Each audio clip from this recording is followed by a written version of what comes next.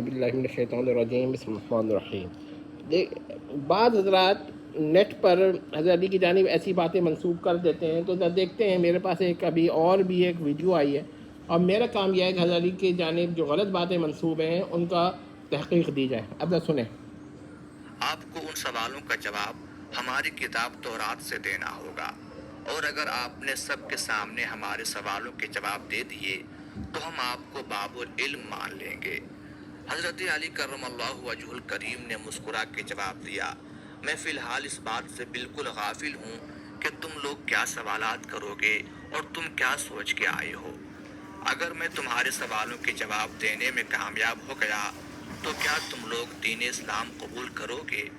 یہودی اس بات پر آمادہ ہو گئے کہ اگر ان کے تمام سوالوں کے جواب انہیں تورات سے مل گئے تو وہ یہودی مذہب چھوڑ کر اسلام قبول کر لیں گے، اور یہ اس بات کی دلیل ہوگی کہ جن سے آپ نے علم سیکھا ہے وہ یقیناً اللہ کی طرف سے بھیجے گئے سچے نبی ہیں۔ ناظرین، اب تمام معاملات طے پا چکے تھے اور پورا مجمع خاموش ہو کر بیٹھ چکا تھا۔ اب انہوں نے چاہیے تھا کہ اس کی سند بیان کریں حضرت علی تک، کیونکہ حضرت علی کا قول اثر بنے گا، تو اثر کے سند بیان کریں اور وہ صحیح ہونی چاہیے، درمیان میں انقطاع نہیں ہونا چاہیے، ہر راوی ثقہ ہونا چاہیے، لیکن انہوں نے کوئی ایسی بات بیان نہیں کی ہے، تو یہ پورا واقعہ مخدوش ہے، ضعیف بھی نہیں ہے بلکہ قابل اعتبار ہی نہیں ہے۔ بہرحال آگے سنتے ہیں۔ کا سلسلہ شروع ہوا۔ یہودی عالم راسل جالوت نے مجمع کی جانب دیکھا اور علم کے تکبر سے بھرپور لہجے میں سوال کیا، اے علی، یہ بتائیے کہ وہ کون سی چیز ہے جو خدا کے لیے نہیں ہے؟ یہودی یہ جانتے تھے کہ مسلمانوں کی کتاب میں درج ہے کہ ہر چیز اللہ کے لیے ہے، اور اس بات کا جواب حضرت علی کے لیے دینا ناممکن ہوگا۔ مجمع میں بیٹھے تمام افراد سوچ میں ڈوب گئے کہ کائنات میں کوئی ایسی چیز بھی ہے جو اللہ کے لیے نہ ہو۔ تب حضرت علی رضی اللہ تعالی عنہ نے بغیر کسی توقف کے فرمایا کہ تم جاننا چاہتے ہو کہ وہ کون سی چیز ہے جو اللہ کے لیے نہیں ہے، تو اس کا جواب شرک ہے۔ اللہ ہر قسم کے شرک سے پاک ہے۔ اب یہ دیکھیں حضرت اللہ عنہ کے بارے میں یہ انہوں نے کہا ہے، لیکن بہت ساری ہر محال عقلی جو ہے وہ اللہ کے لیے نہیں ہے، مطلب نوم، سینہ یعنی سو جانا، اونگنا، ٹھیک ہے، موت اللہ ممتنع بالذات، تو یہ ہم نہیں مانیں گے کہ ایسا کوئی سوال ہوا تھا، کیونکہ صرف شرک ہی نہیں، اور بھی بہت ساری چیزیں ہیں، تحدید، حدوث، یہ سب باری تعالیٰ پہ محال عقلی ہے، کیونکہ باری تعالیٰ کا حادث ہونا محال عقلی ہے۔ تو اور بھی باتیں، موت الباری محال عقلی ہے، عقل الباری، شرب الباری، یہ بھی محال عقلی ہے۔ تو ذرا دیکھیں کہ کس طرح یہ لوگ ایسے روایات بناتے ہیں۔ اب اس سے کیا ہوگا کہ ایک آدمی سمجھے گا کہ یہ سب ممکنات عقلیہ میں سے ہیں اور صرف شرک جو ہے یہ محال عقلی ہے، یہ بالکل غلط ہے۔ اچھا آگے دیکھیں۔ تمام مجمع جو بیٹھا سن رہا تھا بے ساختہ واہ واہ کے اٹھا۔ ناظرین، اب راسل جالوت نے دوسرا سوال کیا، اے علی، یہ بتائیے کہ وہ کون سی جگہ ہے جہاں اللہ موجود نہیں ہے؟ حضرت علی نے اس کو فوراً جواب دیا کہ اللہ تعالیٰ ہر جگہ موجود ہے۔ اس پر راسل جالوت بولا، اس سوال کا جواب آپ ہمیں ہماری کتاب سے دیں۔ اب یہاں پر دیکھیے گا کہ میں آپ کو یہ بتانا چاہ رہا تھا کہ وہ کہہ رہے ہیں کہ کون سی جگہ ہے جہاں پر اللہ موجود نہیں ہے، تو سوال یہ ہے کہ جگہ جو ہے یہ عربی میں مکان کہتے ہیں، اور مکان کی مختلف تعریفات ہیں، لیکن ہر تعریف پر یہ حادث ہے، اور خالق کا مخلوق میں ہونا محال عقلی ہے، لہٰذا اس میں توجیہ و تعویل ہوگی۔ جو کہتا ہے کہ خدا ہر جگہ ہے تو اس کا مطلب یہ ہوتا ہے کہ ہر جگہ جو ہے وہ اپنے وجود میں، اپنے موجود ہونے میں وجود باری یا وجود الباری کی محتاج ہے۔ اس کا یہ مطلب نہیں ہے کہ وجود الباری نفس ہر جگہ کے نفس میں داخل ہے، یہ ممتنع بالذات ہے، تو یہ خود محتاج تعویل جملہ ہے، تو حضرت علی ایسا جواب نہیں دے سکتے، ہم نہیں سمجھتے۔ وہ یہ تو صاف کہہ دیں گے کہ یہ تو مکانیات سے سوال ہے، اللہ لامکان ہے، ٹھیک ہے، تو یہ کیسے ہو سکتا ہے؟ آگے سنیں۔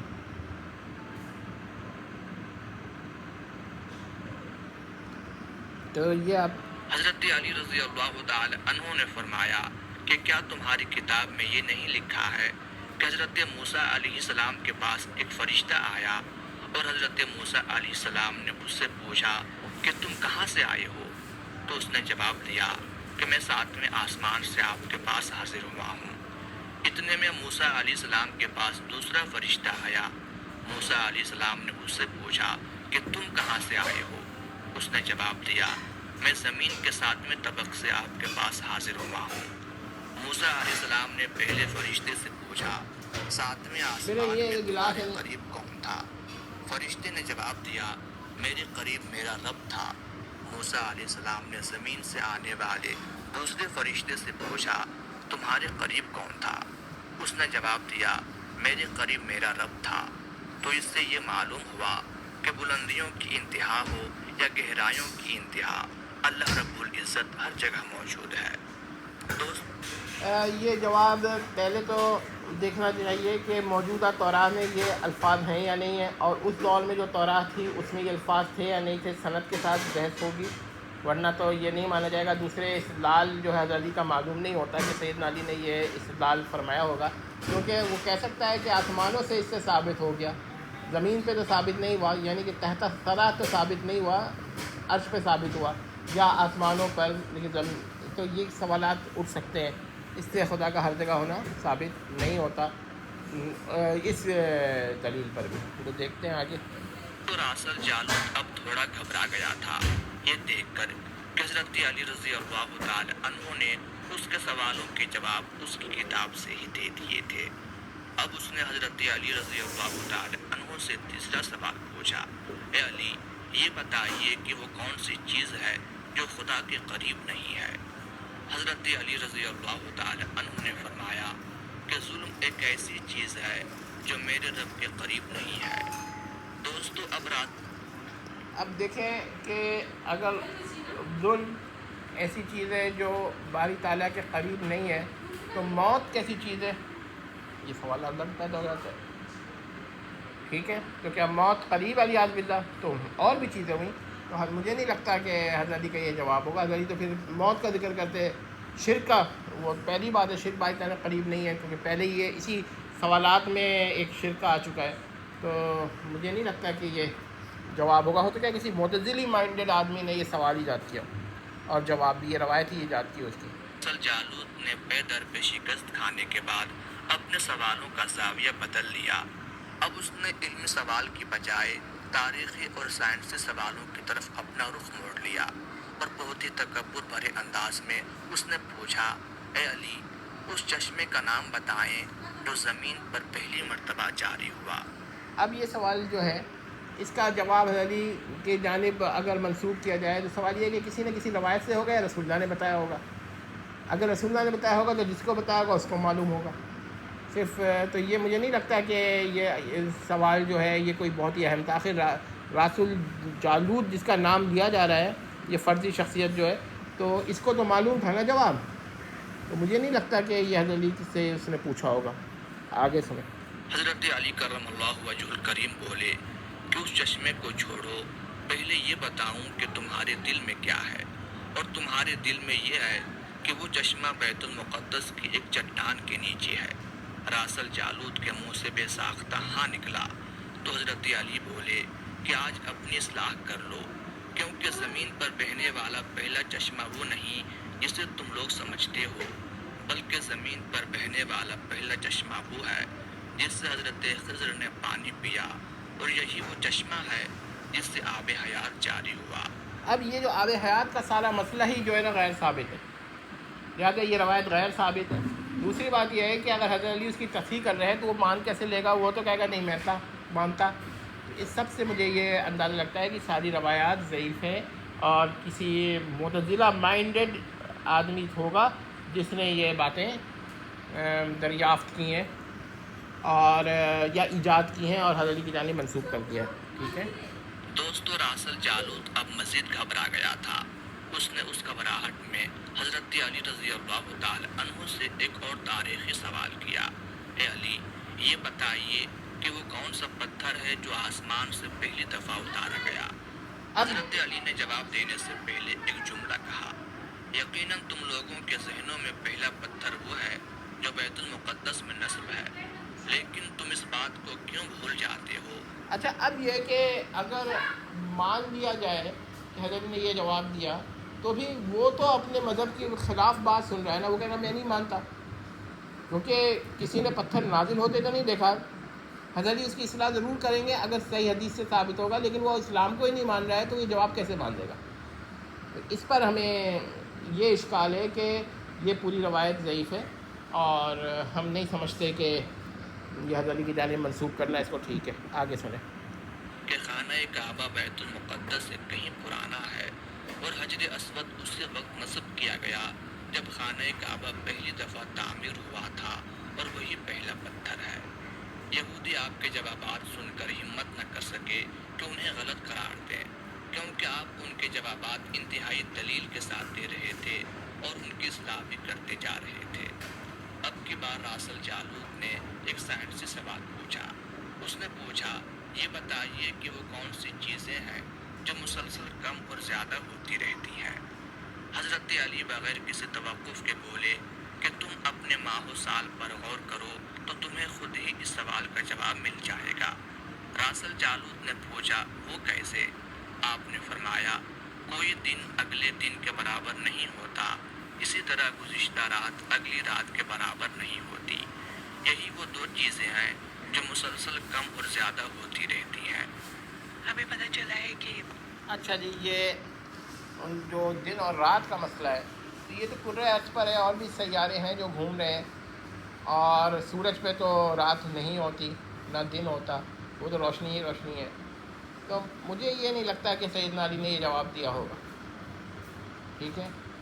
تو اگر یہی بات ہے تو ظہر کا وقت طلوع آفتاب لیا جا سکتا ہے، طلوع شمس لیا جا سکتا ہے، مغرب لیا جا سکتا ہے، کہ یہ تبدیل ہوتا رہتا ہے، یعنی کبھی ایک ٹائم کبھی وہ، تو یہ مجھے نہیں لگتا کہ سیدنا علی نے یہ جواب دیا ہوگا۔ دن رات کا بھی اسی میں ہے، تو ہو سکتا ہے کہ یہ بات جو ہے یہ تو بہت ہی ایک بہرحال مذہبی تو بات نہیں ہے، لیکن کیا سیدنا علی سے یہ پوچھا گیا تھا سوال؟ اس پر کوئی ثبوت صحیح بھی نہیں ہے، اور جواب یہ کہ اسی کو کیوں کہا گیا دن رات، اور بھی باتیں کہی جا سکتی تھیں، مثلا طلوع شمس کہتے تھے کہ ہر وقت ہر شمس جو ہے وہ جب طلوع ہوتا ہے ہر روز تو شمس کا الگ جگہ ہوتی ہے یا الگ ٹائم ہوتا ہے، تو مجھے یہ نہیں لگتا کہ یہ جواب ہوگا۔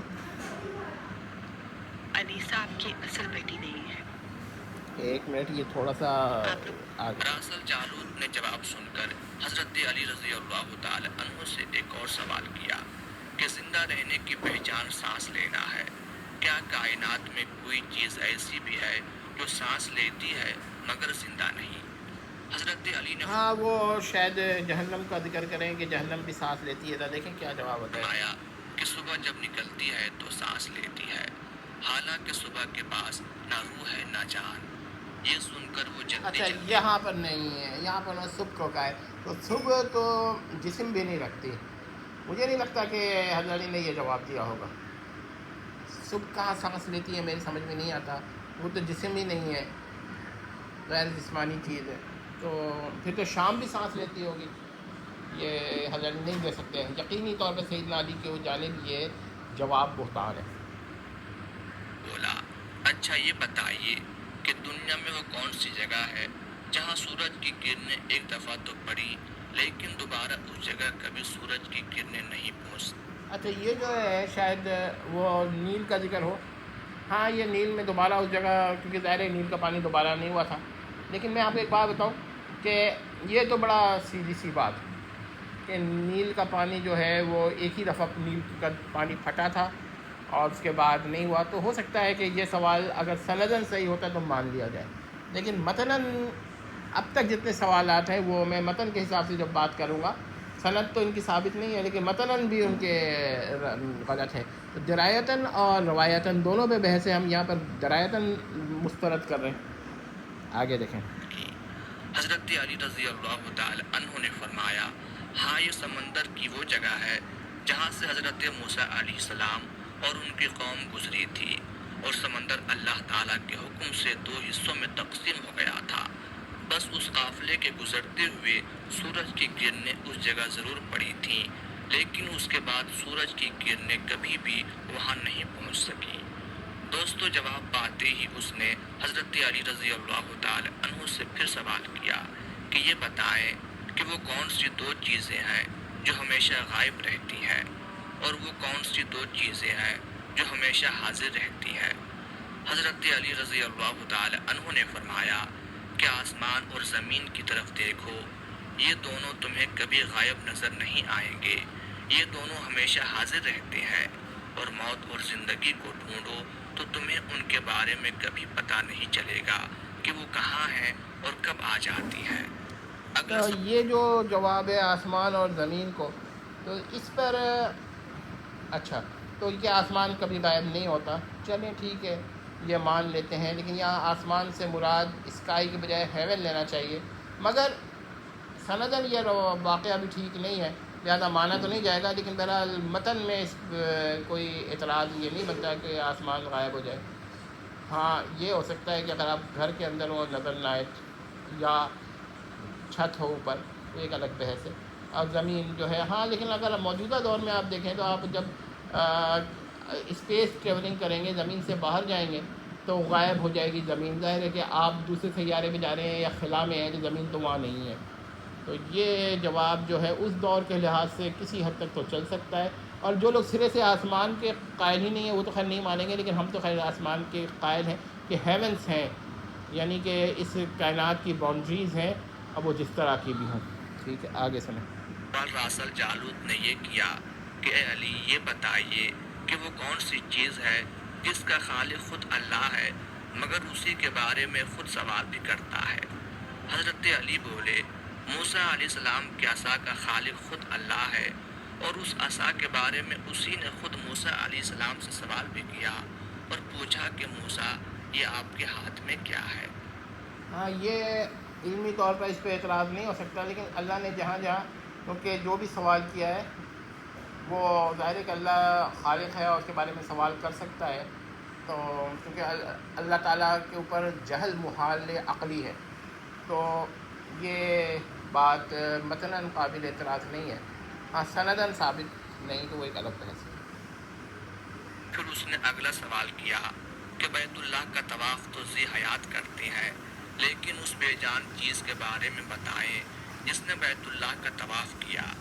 اب یہ جو بات ہے کہ کشتی نوح، اس میں وہ کہیں گے یہ میں نے ایسے کہ اس نے کعبۃ اللہ کا طواف کیا تھا، اگر سند صحیح سے ثابت ہے تو مان لیا جائے گا، ورنہ اگر یہ واقعہ سند صحیح سے ثابت نہیں ہے تو پھر ہم یہ کہیں گے کہ یہ سیدنا علی کی جانب کسی نے منسوخ کر دیا ہے، لیکن اگر سند صحیح سے ثابت بھی ہو جائے تو یہ جو سوال جواب کا سلسلہ ہے اس میں جو یہ سوال ہے اس کا ثبوت نہیں ملتا۔